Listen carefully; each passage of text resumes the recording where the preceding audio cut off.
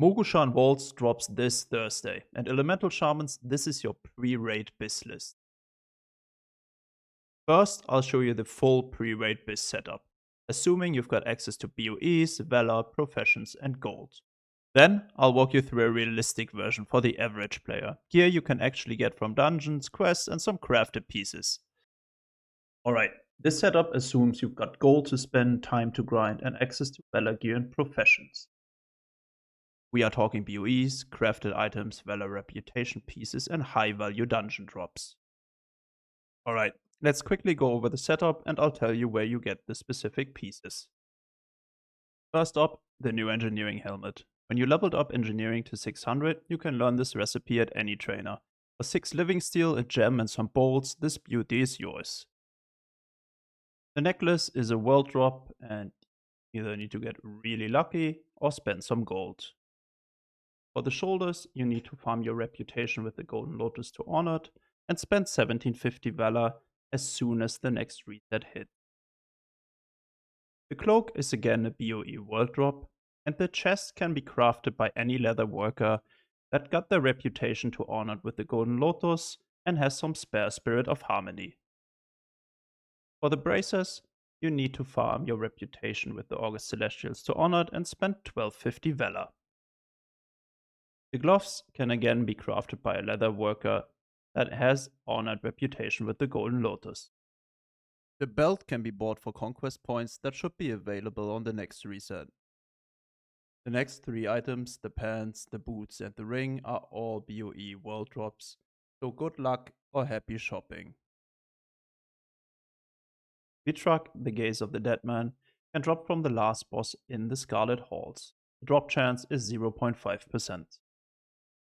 For your trinkets, your best choices are the Alchemy Trinket and the Dark Moonfair Relic of Yulon. Your best weapon choice is the Epic Mace that can drop from the last boss in the Temple of the Jade Serpent, again with a 0.5% drop chance, and the offhand that can be crafted by inscriptioners. But let's be real, not everyone has unlimited time of gold. So now let's go over a more realistic version of the pre-raid BIS list, stuff you can actually grind out with dungeon runs, some reps, and a bit of gold. Alright, let's go over this a little bit more achievable BIS list. With this setup, you should be more than fine going into the first raid week. For the helmet, we again choose the engineering helmet. It's probably more than fair to say that everybody that is only half serious about raiding in this expansion will have engineering as their profession, and the helmet is fairly affordable. You should definitely try to get that. Your necklace drops from the Shah of Violence in the Shadowpan Monastery, and your shoulders will cost you 1750 Valor when you're honored with the Golden Lotus.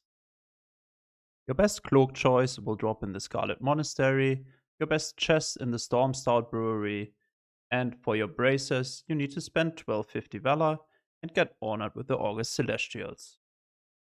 Your gloves drop in the Mogushan Palace, and for your belt, you will have to spend conquest points. So get ready to do some RBGs or arena after the next reset. Your pants drop from the last boss in the Scarlet Halls, and your boots are an easy to pick up quest after you killed the Shah of Anger for the first time. Both of your BIS rings will drop in the Shadowpan Monastery. If you don't have alchemy and you don't want to spend the gold for a Dark Moon card, your 2 best trinkets are from the Siege of the Neo Zao Temple and from the Gate of the Setting Sun.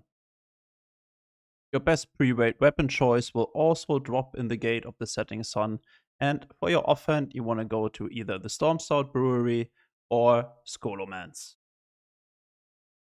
With this setup and after watching my MSV guides, you should be well prepared for your first raiding week.